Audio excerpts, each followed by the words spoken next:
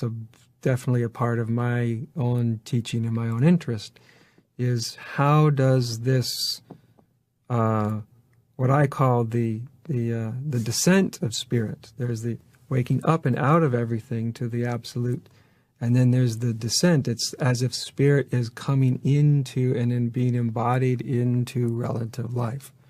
And that's its own spiritual movement. In some ways, it's much more challenging than the waking up movement, because we're just waking up from everything, and we wake up from time and identification and conditioning and everything. But to have that reality consciously enter into this human experience is its own awakening, actually. It's its own awakening. Awakening is always a kind of dying. Something in you lets go and, in a sense, dies. To lose your identification with something is a kind of death, but it also opens up a new life, a new sense of self, a new sense of divinity. But there's also a death, a letting go into life, not just out of it to wake up, but into it. This is the descent of spirit, the descent of the absolute right into the relative. And these are just ways of speaking. They're ways of languaging things. I wouldn't want people to take them overly concretely. Again, I'm trying to put something into words that is experiential, and so I'm giving words to it. But if you make the words themselves into the truth of what I'm trying to convey, that would be somewhat misleading. So always remember that I'm trying to give words to experience, to perception. And there is a whole descent process. And I've talked about that in other courses. The course I did on redemptive love was very much about the descent of spirit. That's not really the main subject of this course, but that's part of what I try to address in my teaching, the embodiment of spiritual realization, how to embody it. What is that journey like? And the journey of embodiment it's different from waking up. Waking up can happen suddenly, and it often does, and dramatically. Not always. It doesn't have to be sudden and dramatic. It can happen any way that it chooses to. And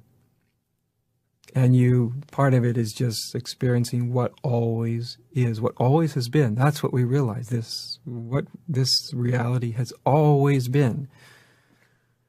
The embodiment of that through your humanity is not a sudden thing. It's not overnight. It is not a snap of a finger. It doesn't happen with one revelation. It happens with hundreds, if not thousands, of small aha moments. Small doesn't mean they're not significant. They are very significant, each one of them, but they're these little moments of where the absolute nature of reality has dispelled a kind of misunderstanding or a kind of conditioning and can now occupy that space.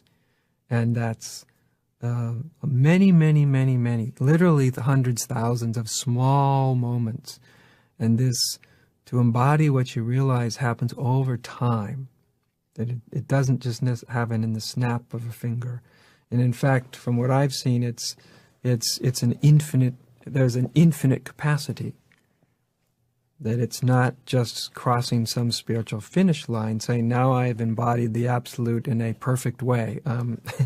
As soon as you think that, you're already more deluded than you imagine that you are. It's infinite. There's an infinite capacity for reality to embody itself, to express itself. The way that it expresses itself is in a constant state of evolution, you could say. It's not a done deal. So that's another paradox, that The deepest realm of the rootedness of our being is an unchanging, timeless state of being. And that unchanging, timeless state of being, once it's fully and deeply, deeply realized, at some point it starts to then come into the relative existence and starts to be embodied through more and more of your humanity.